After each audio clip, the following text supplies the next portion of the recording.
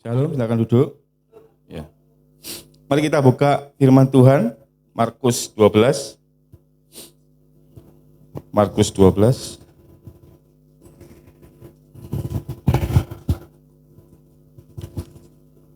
Markus 12 ayat 29 ayat 31. Saya bacakan ya. Markus 12 ayat 29 sampai 31.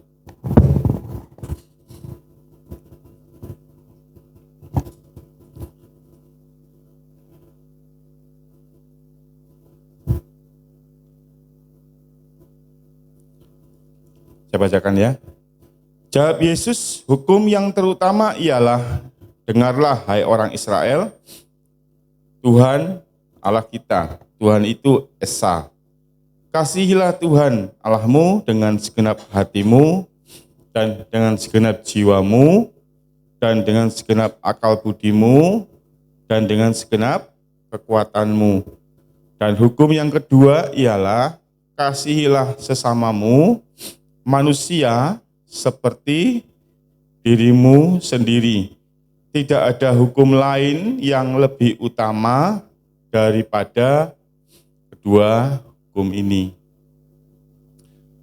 Saya senang akhir-akhir ini, mungkin setahun 2 tahun belakangan ini, senang menyampaikan sesuatu yang mendasar. Karena saya juga melihat di gereja kita juga ada jemaat baru, juga ada anak-anak muda yang masih bertumbuh dari remaja ke pemuda, pemuda ke dewasa.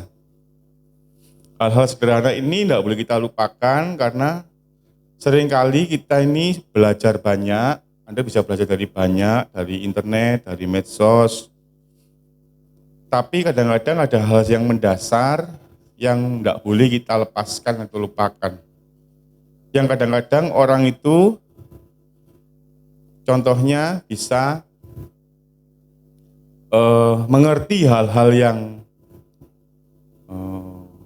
penting juga, tapi tidak mendasar, sehingga kadang-kadang kalau dasarnya tidak kuat, sebuah bangunan itu akan gampang roboh. Nah, kenapa hal-hal mendasar? Saya juga melihat kadang Pak Yusak seringkali juga menyampaikan hal-hal yang mendasar. Kenapa? Karena memang hal itu mendasar dan kok dikupas kok begitu dalam. Contohnya masalah baptis aja Pak Yusak bisa sampaikan sampai panjang kali lebar kali tinggi. Biasanya kalau orang baptis kan cuman ya udah dibaptis, setelah itu baru diurusi, di guidance pertobatannya, dibimbing pertobatannya. Nah kalau di tempat kita, Anda benar-benar dikuatin dasarnya, makanya dijelaskan panjang lebar kali tinggi. Nah hari ini juga saya sampaikan adalah hal yang mendasar tentang hukum kasih, yang kita tidak boleh lupakan, karena apapun firman Tuhan yang lain, contohnya dari Kejadian sampai Wahyu, firman Tuhan yang lain itu bisa Anda lakukan macam-macam. Anda bisa berpuluhan, bisa memberi orang, Anda bisa pelayanan, Anda bisa pelayanan itu macam-macam ya, pelayanan pekerjaan Tuhan dan yang melayani Tuhan. Anda menyembah Tuhan, menyenangkan Tuhan, Anda nyembah pagi, siang, bersekutu dengan firman-Nya, itu Anda sudah melayani Tuhan. Ya. Malaikat-malaikat pun kalau Anda lihat, baca di kitab Wahyu, ada malaikat yang diutus seperti Gabriel turun ke bumi. Ada malaikat Mikael yang mengurusi pekerjaan-pekerjaan sorga. Dia berperang. Tapi juga ada malaikat kerub, malaikat apa itu ya? Benar ya, kerubim ya. Malaikat-malaikat yang hanya kerjaannya cuma nyembah Tuhan. Cuma ngomong apa? Maha besar Tuhan, hanya berkata menyanjung Tuhan saja kerjaannya. Nah, Anda jangan kecil hati kalau Anda belum ada pelayanan yang bekerja dalam pekerjaan gereja. Karena Anda bisa seperti para malaikat tadi, tiap hari kerjaannya hanya apa? Menyanjung Tuhan, meninggikan Tuhan, mengucap syukur. Atau Anda kalau mau terlibat gampang kok. Pak Ishak sering kok ngomong caranya gampang, doakan aja. Jemaat-jemaat yang lain, saling mendoakan. Jadi ini hal yang sederhana tentang kasih. Dan harus selalu kita ingat, makanya kan firman Tuhan jelas ngomong, dan ini yang ngomong Yesus loh. Dari 4 Injil ini dan kitab Wahyu, ya, Saya ulangi ya. 4 Injil, Matius, Markus, Lukas, Yohanes, dan kitab Wahyu, hanya 5 kitab ini yang setahu saya itu jelas ada kutipan-kutipan omongannya Yesus langsung. Di kitab Wahyu ada beberapa, tidak semua. Bapak, dari mana? Karena saya pernah baca Alkitab versi Amplified. Amplified itu kalau yang ngomong Yesus di garis hurufnya merah. Nah, hukum ini juga yang ngomong langsung Yesus dan jelas ngomong tidak ada, ya, tidak ada hukum yang lebih utama. Artinya apa? Anda bisa jadi orang Kristen banyak melakukan firman Tuhan yang lain. Contohnya tadi saya bilang Anda bisa berpuluhan, Anda bisa persembahan khusus, Anda bisa rendah hati, Anda bisa murah hati, Anda bisa sabar, dan sebagainya. Tapi ini dasarnya. Ini dasar dari segala firman yang lain. Makanya ada satu firman Tuhan lain juga ngomong bahwa ini seluruh kitab Taurat dan para nabi, ya isinya cuma ini aja, cuma 2 hukum ini aja. Nah, mari kita bahas hari ini, judul firmannya adalah, Anda tahu Anda harus mengasihi, tapi caramu mengasihi itu bagaimana?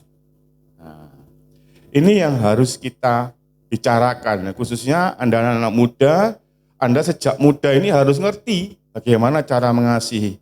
Dan harus kita ingat, dan harus terus kita sadari, ya sekali lagi saya bicara, harus kita ingat dan sadari bahwa kedua hukum itu punya 3 prinsip menurut saya. Memang ini doktrin, ini tidak ada di Alkitab, tapi percayalah ini benar. Kenapa? 3 prinsip dari 2 hukum ini apa? Kedua hukum ini apa? Saling berkaitan. Yang kedua, prinsip keduanya apa? Kedua hukum ini tidak terpisahkan. Jadi kalau ada orang ngomong, Pak saya hanya bisa mengasihi Tuhan, tapi saya susah mengasihi manusia. Tidak mungkin. Karena prinsipnya hukum ini adalah 2 yang 1. Tidak terpisahkan, saling berkaitan, dan saling, ada yang tahu? Saya agak takut kalau mau ngasih hadiah, nanti ada yang jawab, ngasih hadiah lagi saya. Yang terakhir, prinsipnya apa? Saling mencerminkan. Jadi, bagaimana kita mengasihi manusia, bagaimana Anda memperlakukan saudaramu, keluargamu, kerabatmu, temanmu, tetanggamu, karena 2 hukum ini adalah tidak terpisahkan, saling berkaitan, dan saling mencerminkan, maka bagaimana Anda mengasihi manusia, itu bisa mencerminkan bagaimana engkau mengasihi Tuhanmu. Saya ulangi. Karena ini saling berkaitan, 2 hukum ini tidak terpisahkan, dan saling mencerminkan satu dengan yang lain, maka bagaimana engkau mengasihi dan memperlakukan saudaramu, jangankan saudara ya, jangankan ipar, jangankan mantu mertua.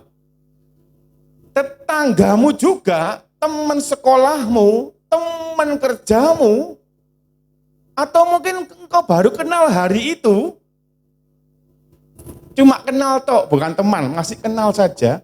Bagaimana engkau memperlakukan mereka, itu bisa mencerminkan bagaimana engkau mengasihi Tuhan.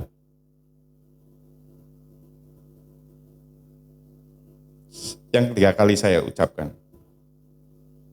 Bagaimana engkau mengasihi saudaramu, keluargamu, sesamamu, dan siapapun yang engkau kenal dan temui, selama itu manusia, itu mencerminkan bagaimana engkau mengasihi Tuhan. 3 kali ya. Dan karena beritanya jelas, sesamamu, firman Yesus ngomong apa? Kasihilah sesamamu manusia. Saya kadang heran kalau ngelihat ada orang cinta sama anjingnya, sama kucingnya, aduh sampai dipeluk-peluk, kadang-kadang tidur bareng. Serius, di kasur yang sama. Padahal firman Tuhan ngomong itu najis, kekejian bagi Allah. Nah, saya nggak sedang ngomong masalah orang yang suka pet atau punya peliharaan, tapi kadang-kadang ada orang, saya heran, anjingnya diciumin, dipeluk-peluk, pernah lihat ya, sewenang sama kucing, dipeluk-peluk, anaknya dicium jarang. Iya, serius. Sama kucingnya, begitu noleh ke anaknya, kamu sudah makan belum? Langsung gitu, langsung beda, langsung bentak. Oh sama kucingnya, rasanya seperti udah kayak pacarnya gitu ya. Nah jelas, jadi kuncinya adalah mengasihi sesamamu manusia. Nah, kita harus bersyukur karena dalam perintah mengasihi itu kok Yesus gak lupa memberikan akhiran kata apa? Mu. Kasihilah Tuhanmu dengan segenap kekuatanmu. Kalau ngomongnya ke arah Pak Jono, ya kekuatannya Pak Jono. Dengan akal budimu, jiwamu, hatimu. Nah, jadi kenapa kok kita bersyukur? Iya, kita jadi bersyukur karena akhirnya kita tidak bisa dihakimi orang. Akhirnya kita tahu bahwa tiap orang harus punya pengalaman pribadi dengan Tuhan. Kalau saya ngomong ke arah misalnya ke Pak Jono bilang, Pak Jono, kasihilah Tuhanmu dengan akal budinya Pak Yusak. Kasihlah Tuhan Allahmu dengan kekuatannya tetanggamu. Nah, tetangganya punya pabrik 10, Pak Jono pabriknya 1 masih dalam proses, ya. Amin. Loh, dalam proses loh, sudah mau punya. Enggak tahu nanti lewat anaknya, lewat menantunya, lewat cucunya saya enggak tahu gitu. Jadi kalau dia dengan kekuatannya dia, makanya persembahan janda miskin yang cuma 2 keping perak, 2 peser itu aja, Yesus bilang apa waktu itu? Persembahannya dia lebih besar daripada persembahan orang yang bawa sekantong banyak. Kenapa? Karena Yesus punya takaran itu jelas. Dengan kekuatanmu, duitmu. Loh, muridnya tanya, kok bisa lebih besar? Iya, karena janda ini ngasih dengan semua hartanya. Setelah ngasih enggak tahu besok makan apa. Janda Sarfat cuma ngasih tepung sedikit saja sama Elia. Tapi bagi Tuhan itu luar biasa karena dengan segenap kekuatannya. Jadi mengasihi Tuhan itu kita bersyukur Tuhan pakai katamu. Tuhan enggak lupa. Karena takarannya adalah hidupmu sendiri. Wahyu berkata, tiap-tiap orang akan mempertanggungjawabnya hidupnya sendiri-sendiri waktu penghakiman. Enggak bisa Pak Jono ditanya, ayo kamu bertanggung jawab atas hidupnya Elo. Enggak bisa. Elo nanti akan mempertanggungjawabkan dirinya sendiri. Tugasnya sebagai opanya, sebagai kakeknya hanya ngajari ini loh yang benar, ini loh yang salah. Waktu Elo diajari tidak nurut, ya tanggung jawab sendiri-sendiri di depan Tuhan. Suami istri aja kalau papi saya bilang apa? Rokok katut, surga, gak bisa nunut. Ya toh? Sendiri-sendiri tidak bisa. Nah, dengan adanya akhiranmu ini, Tuhan meminta kita, akhirnya kita bukan mengasihi dengan akal budi orang lain, bukan dengan hati jiwa orang lain, atau bukan dengan kekuatan orang lain. Setiap kita semua tahu bahwa kita itu punya tingkat kondisi yang beda-beda, tidak sama. Saya, Pak Yusak, Bu Melan, Bu Patris, ya toh, Bu Lami, Pak Artimin, Pak Jono, itu beda-beda kondisinya. Setiap kita itu bisa mengerti ayat yang firman Tuhan dengan pengertian yang beda-beda.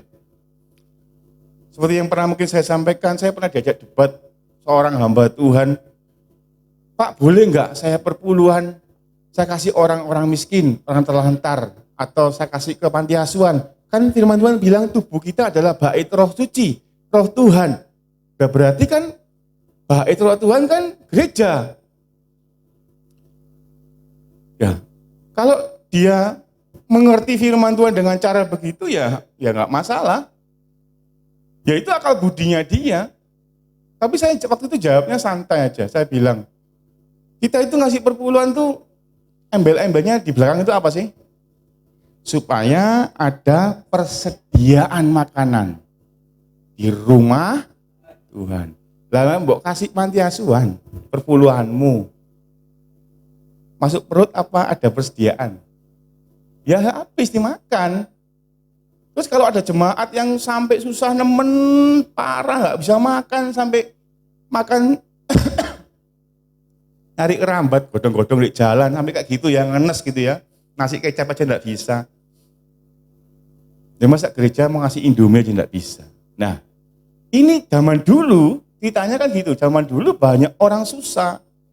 Kalau di gereja itu di pool ada berpuluhan, di situ uang itu dikelola. Seperti gereja kita saat ini, Pak Yusak nggak ambil.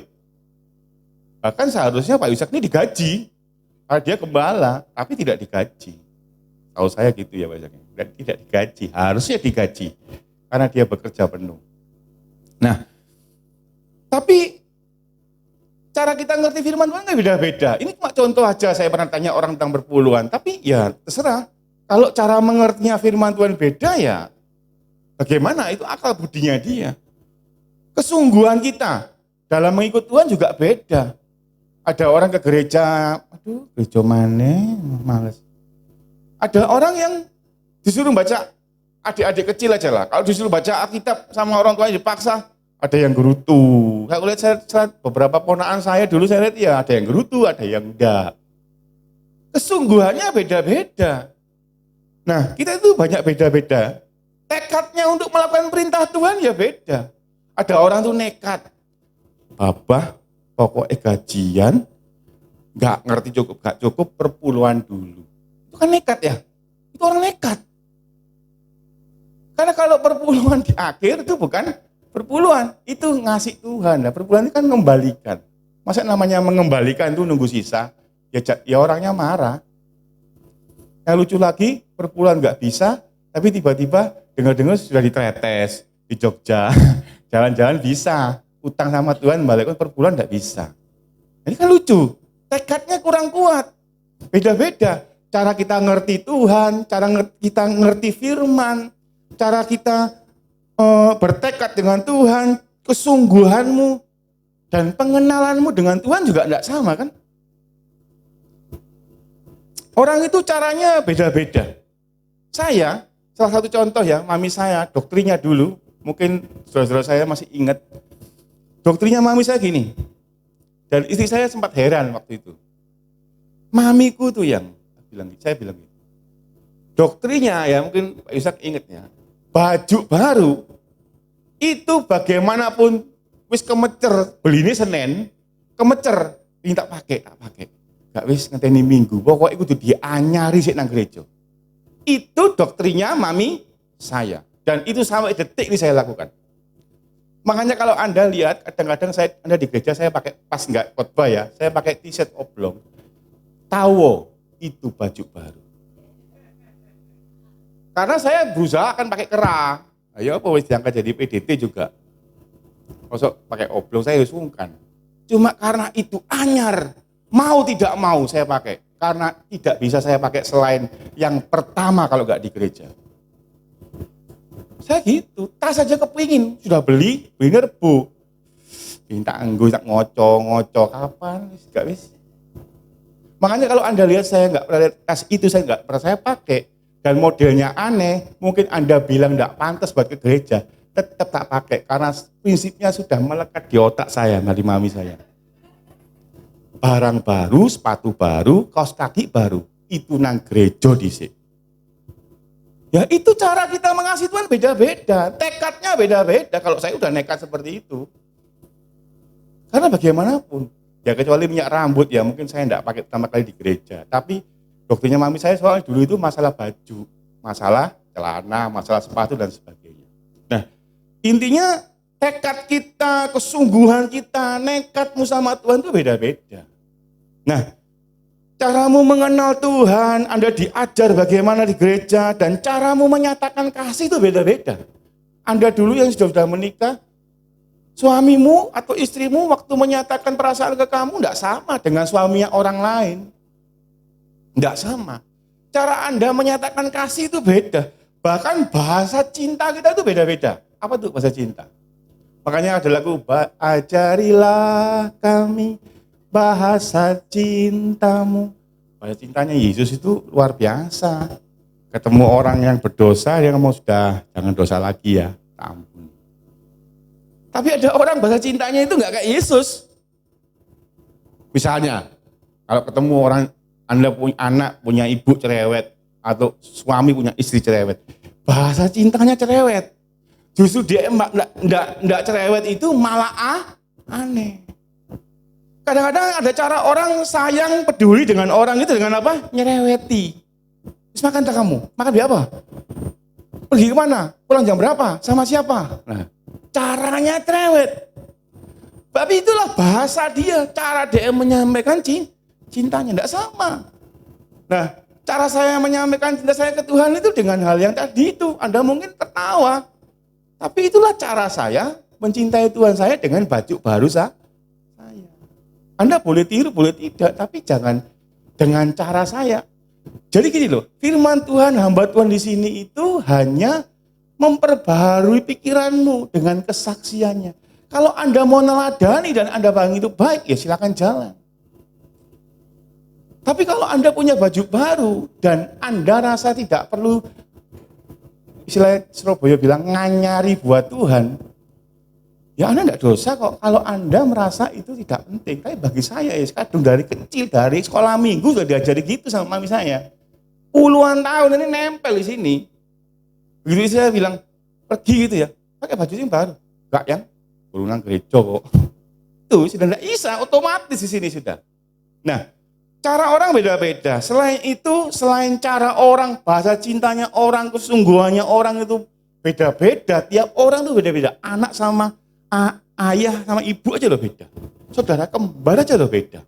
Yang kembar, saudara kembar itu cuma wajahnya. Hatinya beda, kesungguhannya beda. Kalau enggak gitu, Habil sama Kain kan beda. Dulu pengertian saya, Kain ngapain kok iri sama Habil? Bukankah memang, kenapa kok Tuhan marah ya? Wong Kain ini kan memang petani ya, masa bakar jagung enggak boleh. Nah, Habil memang peternak. Dia bakar kambing domba ya wajar. Setelah saya berjalan dengan waktu, akal budi saya diperbaharui seperti Roma 12 berkata. Saya jadi ada satu suara di dalam hati saya. Jagungnya didol, tuku kambing kan iso. Oh iya. Saya langsung gitu. Jadi ini ngomong perkara tekadnya dengan Tuhan, niatnya dengan Tuhan. Nah, karena kita punya cara yang berbeda, apalagi karakternya juga berbeda.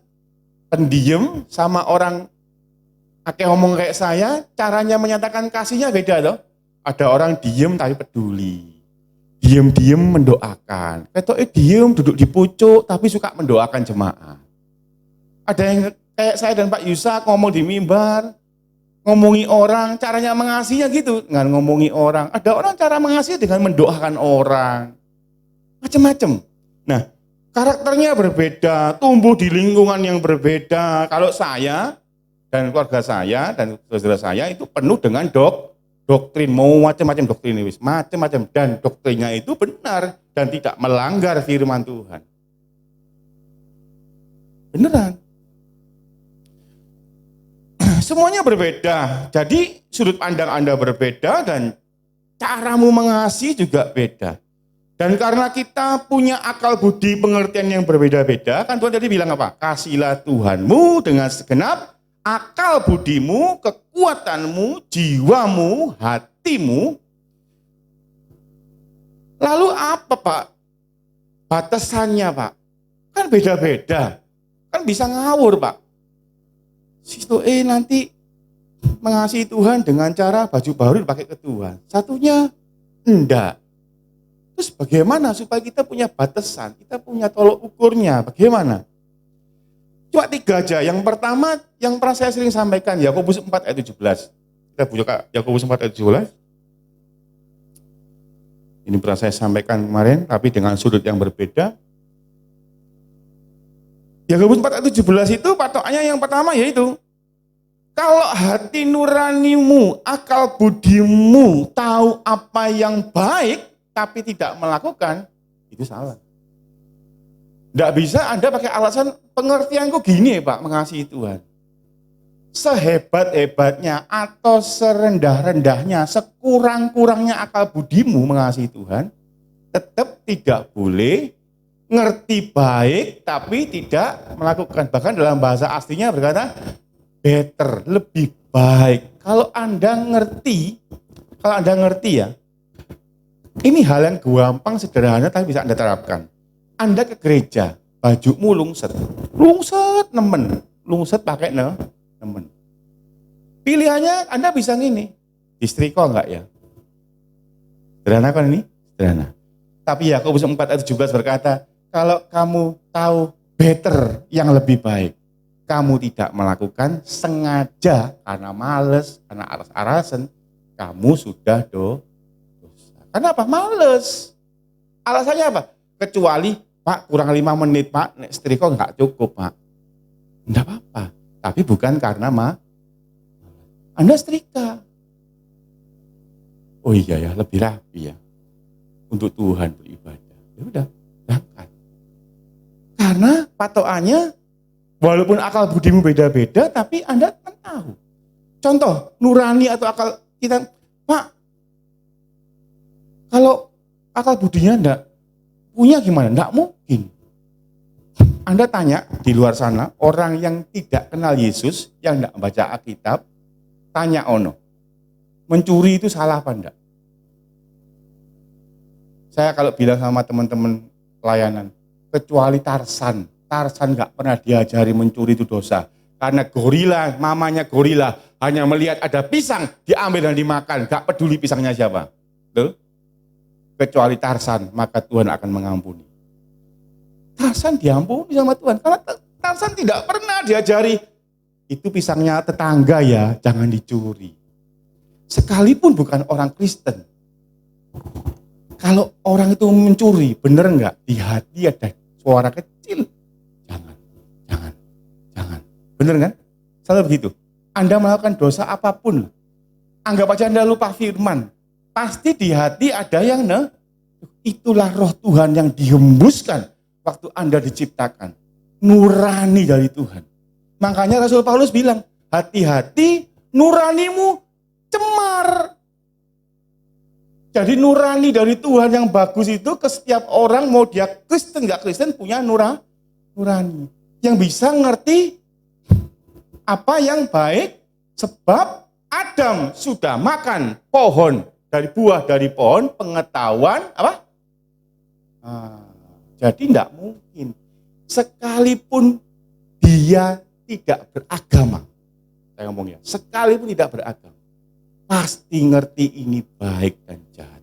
Karena tadi itu buah pengetahuan sudah Nah, yang kedua, kalau ukurnya apa Pak? Beda-beda Pak. Akal budi kita beda-beda. Yakobus 2 ayat 9. Yakobus ini banyak memotivasi hati. Kalau Anda baca Yakobus, saya kalau baca Yakobus itu bolak-balik, kan sedikit pasalnya. Bolak-balik dibaca selalu dapat insight yang baru. Yakobus 2 ayat 9. Tetapi jikalau kamu memandang muka, kamu berbuat dosa. Dan oleh hukum itu menjadi nyata bahwa kamu melakukan pelanggaran. Kalau Anda baca di atasnya, nanti baca sendiri di rumah, itu sebenarnya negur kita, hamba-hamba Tuhan. Seperti saya misalnya. Kalau Anda baca di ayat atasnya, itu ceritanya ini, Yakobus sedang ngomong orang yang gini. Lek jemaatnya bajunya bagus, nanti saya bilang, Shalom, selamat datang dari mana? Oh, muka ini deh, muka sales. Tapi nek begitu yang datang biasa. Apa itu? Mukanya kayak ndelok maling. Itu yang ditegur di Yakobus pasal 2 kalau Anda tahu. Jadi tolok ukurnya apa Pak? Akal budi orang beda-beda. Sama rata. Kalau Anda sudah mulai ngomong gini, bukan keluarga kandung saya, itu sepupu saya. Oh itu sepupunya sepupu saya. Oh itu enggak seberapa kenal. Oh itu enggak pernah ngasih saya. Oh itu sama saya loh jahat. Kalau kasihmu kamu amalkan dengan memandang muka, Anda ngelihat itu siapa, maka kamu berbuat dosa. Waduh rek, sak durungin denger firman ini aku memandang muka gak dosa. Hari ini aku ngerti. Waduh, angel. Babah, sing penting aku gak dosa. Aku sudah ngomong. Saya yang membantu Pak Yusek di pengembalaan di tempat ini harus ngomong ke Anda. Kalau imanmu kamu terapkan, kasihmu kamu terapkan dengan memandang muka, tidak sama rata. Loh Pak, mosok Pak, memperlakukan orang itu harus sama Pak? Iya. Dalam hal mengasihi lo ya, dalam hal Anda menerima dia, dalam hal Anda mengasihi sesama. Karena patokannya Yesus di Markus jelas, sesamamu, tidak ada batasannya. Baru kenal sehari, sampai saudara kandung, sama. Saya waktu menikah sama istri saya udah punya komitmen. Janjian jelas loh ya. Cecemu, ceceku. Ceceku, cecemu. Papamu, papaku. Papiku, papimu.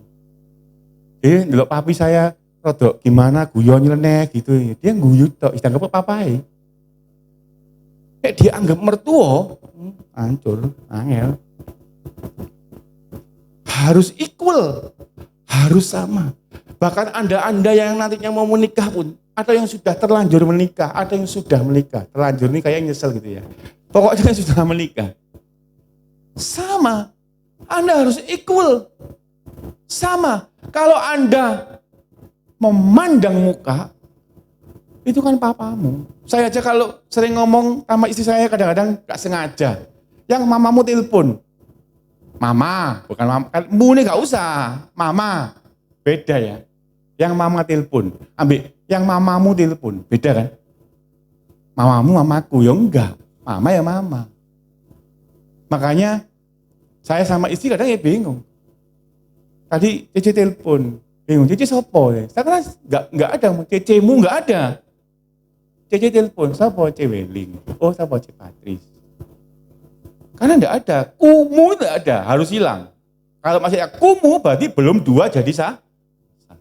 Nah, jadi tidak boleh memandang muka patokannya. Yang ketiga, Matius 7 ayat 12. Wis cepet ya, kalau cepet jam. Matius 7 ayat 12. Patokannya itu, akal budi boleh beda, sifat kita boleh beda, bahasa cintamu boleh beda, tapi ada batasannya. Segala sesuatu yang kamu kehendaki supaya orang perbuat kepadamu, perbuatlah demikian juga kepada mereka. Karena itu seluruh isi hukum Taurat dan kitab para nabi. Di sini siapa yang sudah baca Alkitab Matius sampai Wahyu? Yang belum? Tenang, saya juga belum. Belum semua. Karena aku terlanjur ketemu ayat ini. Aku batin. Ini kejadian sampai Wahyu, kepingin tak pocok sampai entek, si kurang sitik. Tapi ini aku melakukan ini. Dan beres semua. Seluruh hukum Taurat dan minimal, kalau Anda mau debat sama saya dengan kata-kata ya, minimal perjanjian lama, beres. Gitu. Kitab Taurat dan para nabi, kan perjanjian lama, beres, dan selesai wis. Dalam 1 menit, kasihlah sesamamu, seperti kamu ingin orang lain. Nah, tapi banyak orang tidak jujur di sini. Loh kok bisa Pak? Iya, waktu kita bereaksi, marah, gak terima, atau menilai orang, menghakimi orang, kita ngomong, orang kok gak kena gitu. Gitu. Terus temannya ngingetin, kalau kamu yang alami gimana? Kalau aku juga gitu. Biasanya orang gitu ya. Tapi waktu dia nyemplung di sandalnya orang itu, ngalami seperti orang itu, beda reaksinya. Memang ngomong itu gampang. Makanya hati-hati dengan ayat ini dalam sekali. Perbuatlah sama seperti orang lain. Kamu ingin orang lain berbuat pada dirimu. Suruh ngampuni orang, susah. Enggak. Lalu kamu seperti dia, dosa seperti dia, senang nggak diampuni? Ya senang. Tapi aku enggak akan kebacut kayak gitu. Bahayanya gitu ya. Makanya ilustrasinya harus Anda mikir. Nek aku sampai separah itu, sejahat itu, aku gelem nggak diampuni? Ya gelem sih Pak, jenenge diampuni pasti ya mau. Ya wis toh ampunon. Kalau kamu senang diampuni, ya ampuni. Kalau kamu nggak suka dicubit, jangan nyubit. Kalau kamu nggak suka dipandang, memandang muka, dibeda-bedakan, oh kamu tuh bukan teman baik, kamu tuh bukan kerabat saya, kamu tuh bukan, jangan. Maka kamu jangan juga seperti itu. Cuma 3 ini aja cuana. Yang pertama, kalau kamu tahu bagaimana berbuat baik, berbuat lebih baik, tidak melakukan kamu dosa. Yang kedua apa? Tidak boleh memandangmu, tidak boleh beda-beda, harus sama. Apalagi dalam berkeluarga. Saya ingatkan mertua-mertua, jangan anggap mantumu seperti mantu, anggapan anak. Di sini ada, saya nggak sebut nama, kasihan. Anaknya malah nggak disayang, mantunya tambah disayang. Ada, ya itu luar biasa, sangat alkitabiah mertua itu. Ada, sangat alkitabiah, bahkan melebihi pendeta. Anaknya, sampai istri saya kadang-kadang ngomong sama saya, mama nek kamu perhatian nemen. Mbak aku loh, telepon takut kabar ya gak pernah. Ditakut apa? Ya apa kabar ya, Be? Nirut ambek mangkel. Cemburu hatinya seperti Kain. Jadi dia nggak pernah ngesuwe lah, aku tukang ngesuwe. Kalau panganan, jajan, mama gelemi kita. Ya apa perintah Tuhan jelas kok. Tidak boleh mandang muka, ya harus seperti mamaku. Ya selain mama saya basah sekali. Jadi bukan berarti asal menurut akal budimu itu benar. Kan pengertianku beda, aku begini aja. 3 patokan itu penting, yaitu jangan memandang muka, berbuat lebih baik semaksimal yang Anda bisa. Yang ketiga, jujur, kamu harus bisa mengilustrasikan.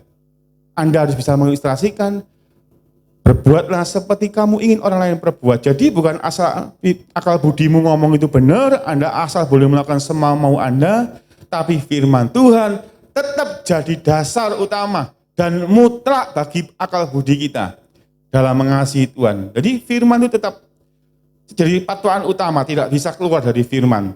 Meskipun akal budi Anda bisa beda-beda, cara Anda mengerti, mengasihi Tuhan itu beda-beda. Dan ingat, kasih dengan Tuhan dan sesama itu apa? Tidak terpisahkan, saling berkaitan dan saling mencerminkan satu sama lain.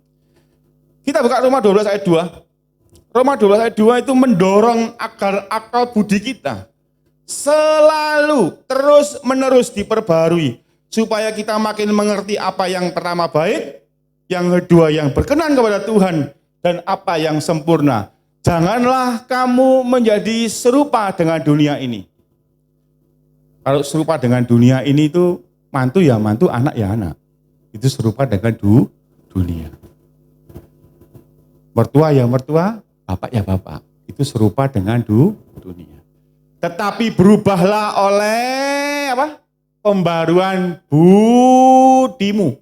Bukan ini Ibu Budi, bukan Budi Susanto, tapi oleh pembaharuan ini loh, budimu. Sehingga kamu dapat membedakan mana kehendak Tuhan, apa yang baik, yang berkenan, dan terakhir apa? Sempurna. Jadi akal budi Anda itu harus diperbarui. Jangan cuma ngandalkan hari Minggu saja. Nanti ini khotbah, terus ngono khotbah update status. Rasanya kok kepingin. Akhirnya setelah habis status, lihat statusnya konco-konco nih. Baru ngono Shopee ting, diskon Anda hari ini segera diambil, jelok. Sudah pembaruan akal budi ngenteni hari Minggu tok, hari biasa nggak baca Alkitab, wis ngono main handphone. Apalagi main Mobile Legends tak dongakno kalah. Bapak. Supaya kamu, maksudnya bukan Anda susah, ndak kalah dan kamu mau dengar firman gitu loh. Nah jadi, perbarui akal budimu. Dengan apa? Apa yang bisa? Firman Tuhan berkata apa? Firman itu seperti air yang murni, yang membasuh nuranimu supaya tidak cemar. Jadi mari perbarui akal budimu dengan firman-Nya, sebab firman-Nya yang sanggup membedakan pertimbangan dan pikiran hatimu. Kalau nggak percaya nanti baca Ibrani 4 ayat 12. Firman itu seperti pedang bermata dua, sehingga bisa membedakan pertimbangan-pertimbanganmu.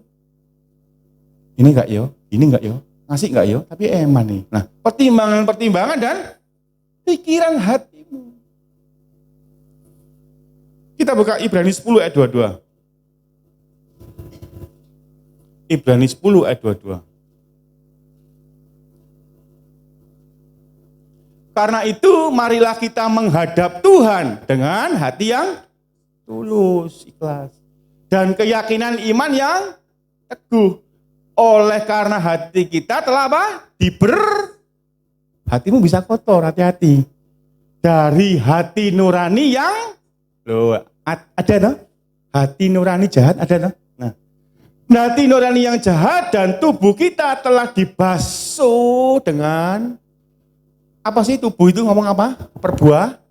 Perbuatan, tindakan. Bisa berbuat gak pakai tangan? Ya bisa, pakai mulut. Oh doa tetap tubuh. Nggak ngantem Pak, nggak bunuh pakai pisau, tapi membunuh jiwanya seperti 1 Yohanes. Karena dengan perkataanmu, kamu bisa membunuh jiwa. Itu firman Tuhan loh. Ada tak Pak? Boleh ayatnya ben moco. Kita kasih ayatnya nanti kamu nggak baca. Ibrani 10 ayat 22. Hati-hati. Basuh nuranimu dengan firman Tuhan. Karena firman Tuhan itu seperti pedang bermata dua. Siapa yang pernah nyutii bawang goreng atau bawang hijau atau mungkin nyutii yang nggak suka wortel? Bisa nyutii pakai mulut? Bisa, pakai alat. Dan alat itu biasanya tajam. Istri saya itu nggak suka bawang hijau. Ada yang nggak suka wortel juga, nyutii. Ada yang nggak suka ini. Hanya sesuatu yang tajam yang bisa mengeluarkan yang cuma firman Tuhan. Firman Tuhan seperti Ibrani 4 ayat 12 seperti pedang bermata dua. Jadi kalau Anda kepingin hati nuranimu, akal budimu tetap benar, cara mengasihimu Tuhan benar, Anda harus bergaul dalam firman-Nya. Hal berikutnya yang tidak kalah penting, tadi poinnya apa? Kasihilah Tuhan dengan segenap. Memang akal budimu, memang kekuatanmu, memang hatimu, memang jiwamu, tapi ojo lupa, jangan lupa, do not forget dengan segenap.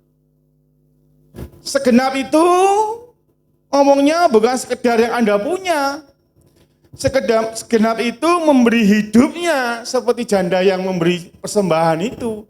Saya tidak suruh Anda gajimu Anda kasih semua. Meskipun tak jamin kalau Anda kasih semua pun Anda tetap hidup. Nggak percaya cobaan. Potong kuku saya. Hidup. Tapi jangan ngasihnya, motivasinya salah mencobai Tuhan. Jangan. Benar-benar karena cintamu membara, enggak apa-apa. Janda Sarfat, janda yang di bait Allah, itu motivasinya cinta, bukan mencobai itu Tuhan. Makanya banyak orang perpuluhan tetap tingkap langit enggak buka, karena ngasihnya dengan mencobai, buka gak tingkap sisi tak unjang 1, 2 perpuluhan. Duh, buka tingkap. Karena engkau bukan mengasihi, engkau bukan mengembalikan mentalmu. Engkau memberi persembahan. Salah. Perpuluhan itu mentalnya harus mengembalikan utang, mengembalikan punyanya Tuhan. Makanya bahasanya mengembalikan milik Tuhan. Siapa yang pernah di sini dipinjam bolpen di sekolah sama temennya, dipinjam penghapus nggak balik, di kantor dipinjemin uang, pinjam saya 10.000 buat beli bakso, lupa bawa uang, 2 bulan nggak dibayar, 10.000. Siapa di sini yang pernah mangkel dipinjam nggak dikembalikan? Ya itulah perasaan Tuhan. Kalau engkau tidak kembalikan berpuluhan. Saya heran, kenapa kok saya ngomong perpuluhan terus ya? Tak rem nggak bisa ya? Tuhan tolong, mungkin ada orang-orang yang sedang belum setia. Segenap itu bukan sekedar ngasih, bukan sekedar berbuat, tapi seberapa nekat Anda, seberapa rela Anda, seberapa konsisten komitmenmu dengan Tuhan. Filipi 2 ayat 7 berkata, bisa buka? Dia Tuhan yang telah mengosongkan dirinya dan mengambil rupa seorang hamba. Bayangkan, Tuhan, Lord of the Lord, Tuhan di atas Tuhan, Tuhan di atas Tuhan, mengambil diri jadi hamba. Minimal turun jadi manajer atau jadi pemimpin kecil. Ini enggak ya, jeglek. Dari Tuhan langsung jadi hamba. Yohanes 3 ayat 16 juga berkata apa? Diberikan anaknya yang tunggal. Cuma 1 loh. Nek punya anak 12 gak apa-apa, 1 dikasih. Ini tunggal. Supaya kita tidak binasa dan peroleh hidup yang kekal. Roma ayat 8 ayat 32 juga ngomong begini. Iya Tuhan, Bapa di sorga. Roma 8 ayat 32. Yang tidak menyayangkan anaknya sendiri. Itu anaknya orang loh. Anaknya sendiri. Tetapi yang menyerahkannya bagi saya dan Anda. Kita semua. Dari 3 ayat ini sudah kelihatan bahwa Yesus itu Bapakmu di sorga. Waktu dia ngomong, karena begitu kasih Tuhan kepada dunia, maka diberikan anaknya yang tunggal. Itu mengasihinya bukan dengan barang sisa, enggak. Dengan setengah hati, enggak.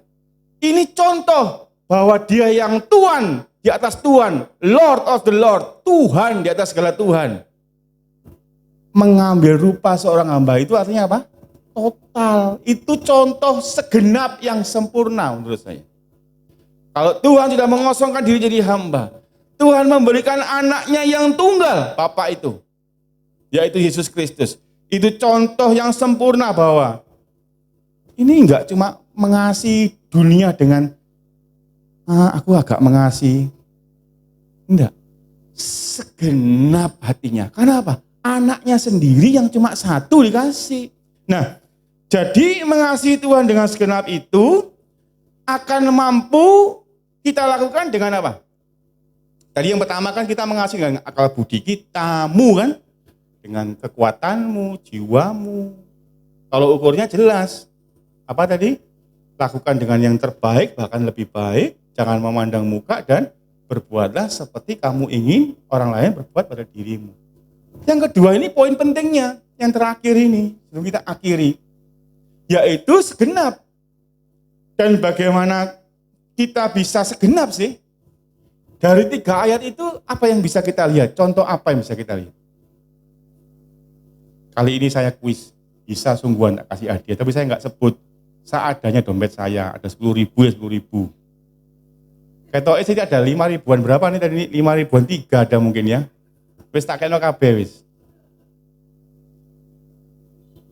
Dari 3 contoh ini kita dapat contoh apa? Ayo, siapa yang tahu? Syarat mengikuti Yesus itu apa? Menyangkal diri.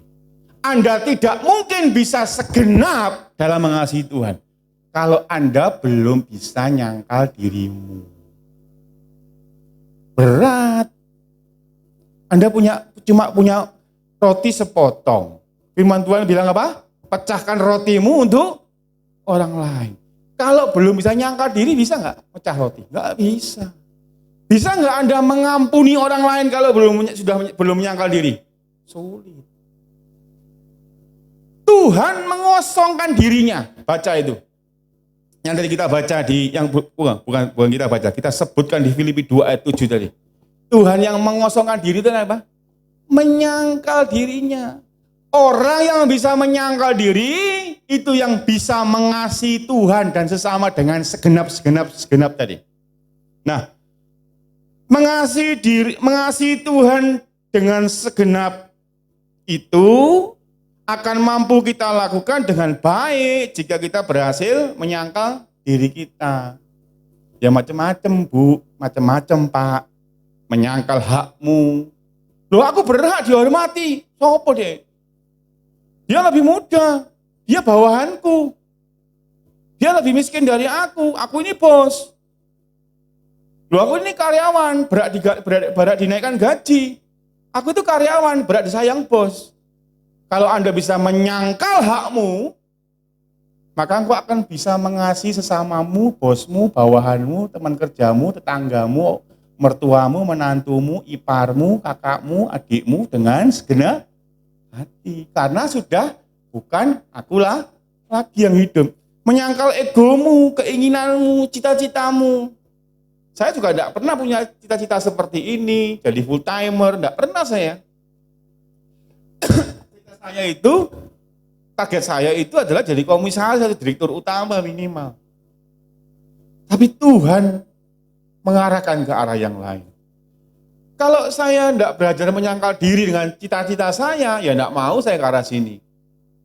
Tapi kita bisa segenap hati mengasihi Tuhan kalau kita bisa menyangkal semuanya itu. Hak kita, egomu, harga dirimu, statusmu, impianmu, cita-citamu, bahkan kepandaianmu.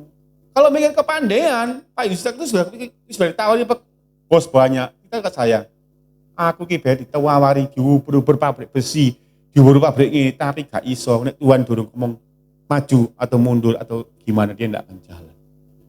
Nuruti kepandaian, ya sudah. Hati bahasa Jerman ini keroncalan.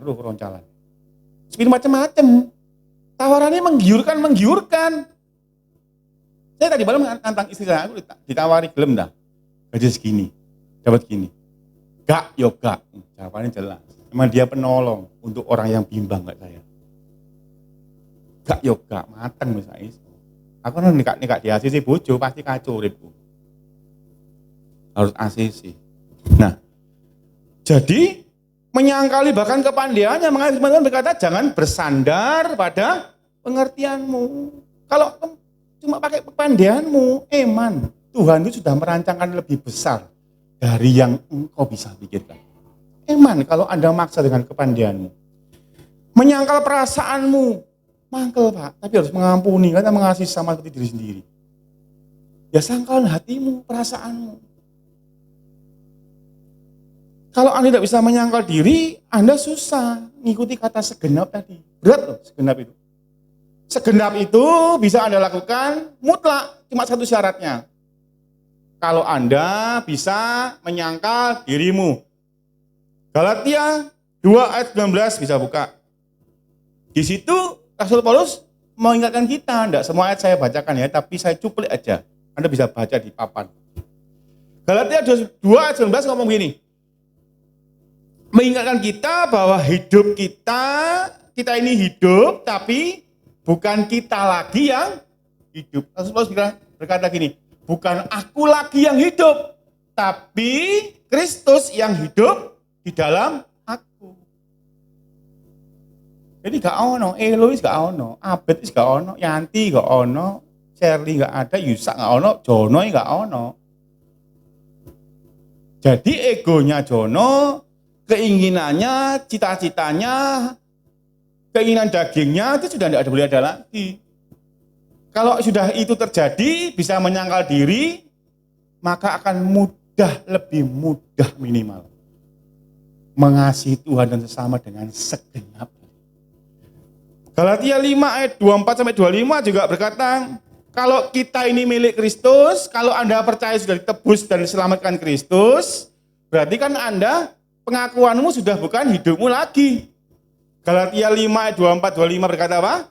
Kalau engkau milik Kristus, maka hidupmu dipimpin oleh daging. Salah ya? Roh. Daging saya itu sudah, ya tadi itu bahasa Jerman, keroncalan. pengen bisnis ini, pengen beli pickup, pengen gini. Tapi roh itu belum berkata, jalan, dia gak jalan. Bila kau tak besertaku, aku tak mau berjalan. Itu hidup dipimpin oleh roh. Jadi apapun keputusan hidupmu, tanya roh itu. Dia yang akan memimpin. Karena hidupmu bukannya kamu lagi. Kalau Anda sudah nyangkal keberadaan dirimu, dagingmu khususnya ya, bukan jati dirimu. Kenalan jenenge sapa?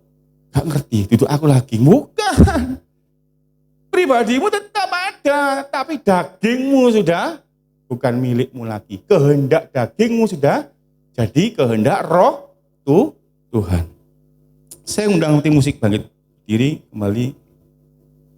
Jadi ini artinya bahwa setiap kita punya kehendak daging, namun hasil akhirnya, keputusan finalnya, kita serahkan kepada siapa? Tuhan. Kita harus bisa menyangkal diri supaya kita bisa mengasihi Tuhan dengan segenap.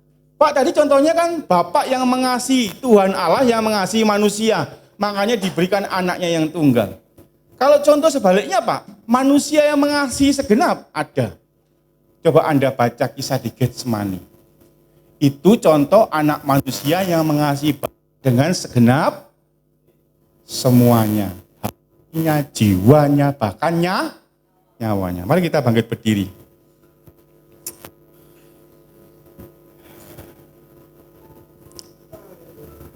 Terima kasih.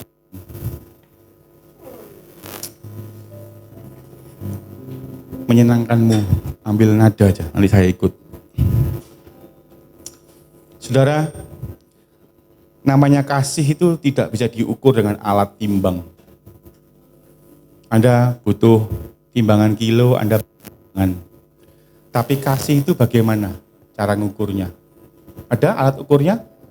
200 Pak Jono, Pak Yusak 150, tidak ada.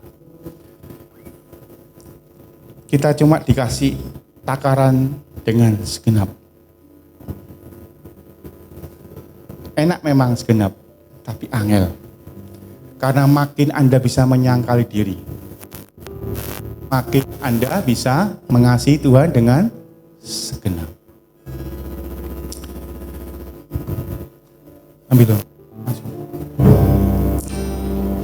Mari kita nyanyikan lagu Tuhan.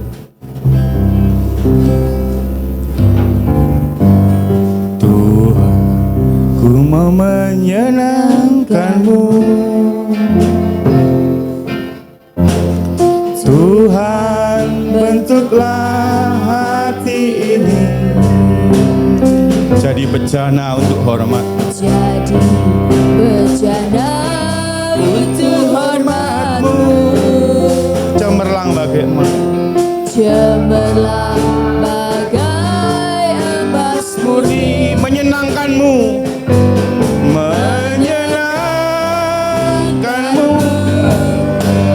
senangkanmu, hanya itu kerinduan. Menyenangkanmu, senangkan hatimu, hanya itu kerinduan.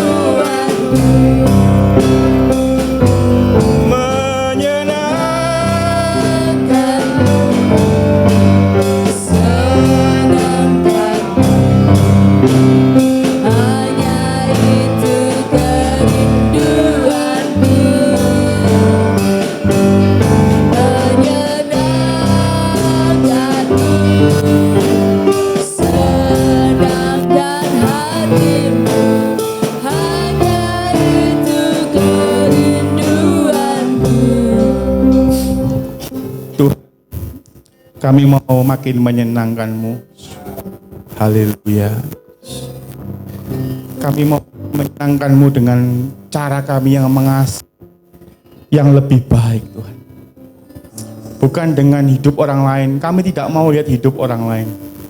Karena Tuhan maunya kita mengasihi dengan hatimu, jiwa, pikiranmu, akal budimu, bahkan kekuatanmu, kamu, dan semua yang Anda bisa. Saudara, makin banyak dalam diri kita yang mampu kita sangkali, maka makin dengan segenap kita bisa mengasihi Tuhan. Makin kita merelakan perasaan, harga diri, statusmu, egomu, makin Anda sangkali, maka Anda akan makin mudah mengasihi orang dengan jiwa dan hatimu. Makin kita merelakan cita-citamu, ambisimu, keinginanmu, makin Anda bisa menyangkali dagingmu, maka engkau akan makin mudah menggenapi rencana Tuhan dalam hidupmu. Makin engkau dapat merelakan kecintaanmu pada duitmu, pada hartamu. Dan uang yang seringkali membuat kita lebih mencintai uang daripada Tuhan, daripada keinginan Tuhan. Maka kita akan lebih mudah untuk mengabdi kepada Tuhan, bukan kepada mamon. Bapak, kami mau makin mengasihi-Mu Tuhan. Ampuni kami yang seringkali kami mengasihi Engkau dengan sekedarnya saja. Hari ini kami mau mengambil keputusan Tuhan. Kami mau menyenangkan-Mu dengan segenap Tuhan. Segenapnya, total Tuhan. Sebab hidup kami bukannya kami lagi. Dan kami adalah milik Kristus. Karena itu Tuhan tolong paksakan kehendak Tuhan roh-Mu pada hidup kami. Supaya kami makin hari makin menyenangkan-Mu seperti pujian ini. Supaya pujian ini bukan pujian yang merayu Tuhan semata, tapi pujian dari hati kami yang dalam. Bahwa kami mau makin menyenangkan-Mu Tuhan. Tuhan, ini akhir zaman. Kami tidak mau main-main lagi Tuhan dengan hidup kami. Kami mau makin menyenangkan Engkau dengan sungguh-sungguh, dengan segenap hati kami, dengan segenap jiwa kami, dengan segenap akal budi dan kekuatan kami. Tuhan, hamba-Mu minta kawanan kecil ini Tuhan, semuanya selamat sentosa di surga. Semuanya boleh menyenangkan-Mu Tuhan. Semuanya hatinya boleh segenap hati mengasihi Engkau. Terima kasih Bapak. Inilah deklarasi kami, bahwa kami mau menyenangkan-Mu. Biarlah ini jadi iman kami dan boleh terjadi dalam hidup kami. Di dalam nama Yesus Tuhan, yang kuat, yang lemah Kau kuatkan, yang sakit Engkau sembuhkan, yang susah Kau hiburkan, yang belum bisa mengasihi Tuhan dengan segenap, Kau buat hari ini mampukan dengan Roh Kudus-Mu. Mereka mampu dengan segenap hatinya, jiwanya, rohnya, dengan segenap kekuatan dan akal budinya. Terima kasih Tuhan, kami yakini meteraikan doa ini dan firman ini dengan darah Yesus. Dan darah itu yang akan memastikan Engkau, menjamin Engkau makin menyenangkan hatinya.